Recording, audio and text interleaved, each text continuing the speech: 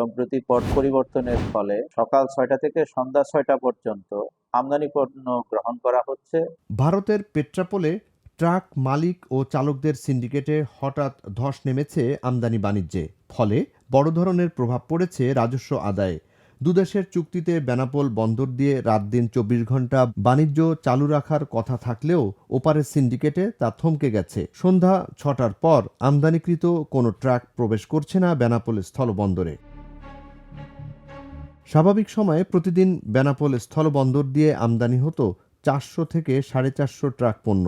তবে এই বাণিজ্যে হঠাৎ বেঁকে বসে ভারতের পেট্রাপোল ট্রাক মালিক ও চালকদের সিন্ডিকেট। চলতি ২০২৪ সালের জুলাই মাসের শেষ দিকে হঠাৎ করে সন্ধ্যা ৬টার পর বাণিজ্য বন্ধ করে দেয় তারা। পণ্য বোঝাই ট্রাক বন্দরে প্রবেশে বাধা দেয় তারা। এতে আমদানিকৃত পণ্যের ট্রাক সংখ্যা কমে দাঁড়ায় ২৫০ থেকে ৩০০-তে। যদিও চুক্তি বাস্তবায়নে দুদেশের বন্দর কর্তৃপক্ষ একাধিক বৈঠক করলেও কাজ হয়নি তাতে। কোনো সাড়া মেলেনি সিন্ডিকেট থেকে। পশ্চিমবঙ্গের বাইরের ট্রাক থেকে পণ্য খালাস করে নিজেদের ট্রাকে লোড করার অভিযোগ ট্রাক মালিক চালক সিন্ডিকেট সদস্যদের বিরুদ্ধে। এ কাজে রয়েছে বাড়তি ভাড়া নেয়ার অভিযোগ। ফলে অতিরিক্ত চাপ পড়ছে বাংলাদেশি আমদানিকারকদের উপর।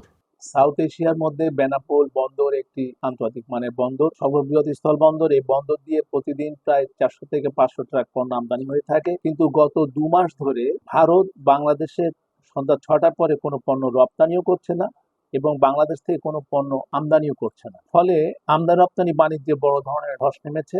বিশেষ করে সন্ধ্যা ৬টার পরে যে বিভিন্ন গার্মেন্টস ইন্ডাস্ট্রির র মেটেরিয়ালস এবং পচনশীল পণ্য সহ বিভিন্ন পণ্য বেশি আমদানি হতে ইতিপূর্বে, কিন্তু এই সন্ধ্যা ৬টার পরে আমদানি রপ্তানি বাণিজ্য বন্ধ করে দেয় ভারত। ফলে বেনাপোল বন্দর দিয়ে আমদানি কমে গেছে।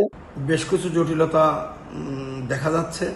সে বিষয়ে সকাল ৬টা হতে সন্ধ্যা ৬টা পর্যন্ত মালামাল আমদানি হচ্ছে বা রপ্তানি হচ্ছে।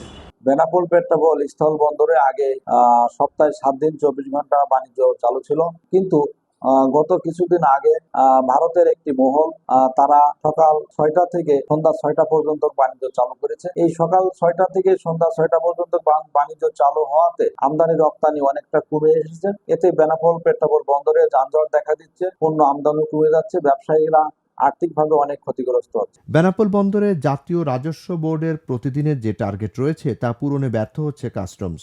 ভারতের সিন্ডিকেটে বেনাপোল ছেড়ে অন্য বন্দরে বাণিজ্য খুঁজছে আমদানিকারকরা। বেনাপোল স্থলবন্দর দিয়ে দুই দেশের সিদ্ধান্তের প্রেক্ষিতে ভারত বাংলাদেশের সাথে আমদানি রপ্তানি কার্যক্রম যথারীতি ২৪ ঘন্টা চালু আছে। রপ্তানি পণ্য চাহিদা থাকলে রাত ১২টা পর্যন্ত গ্রহণ করা হচ্ছে।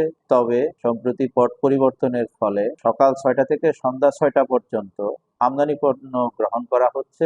দুদেশের সরকার পর্যায়ে সিদ্ধান্ত ছিল বেনাপোল বন্দর দিয়ে সপ্তাহে ৭ দিনের ২৪ ঘন্টা আমদানি রপ্তানি বাণিজ্যের। তবে সন্ধ্যার পর গাড়ি না আসায় বিষয়টি নিয়ে উদ্বিগ্ন সবাই।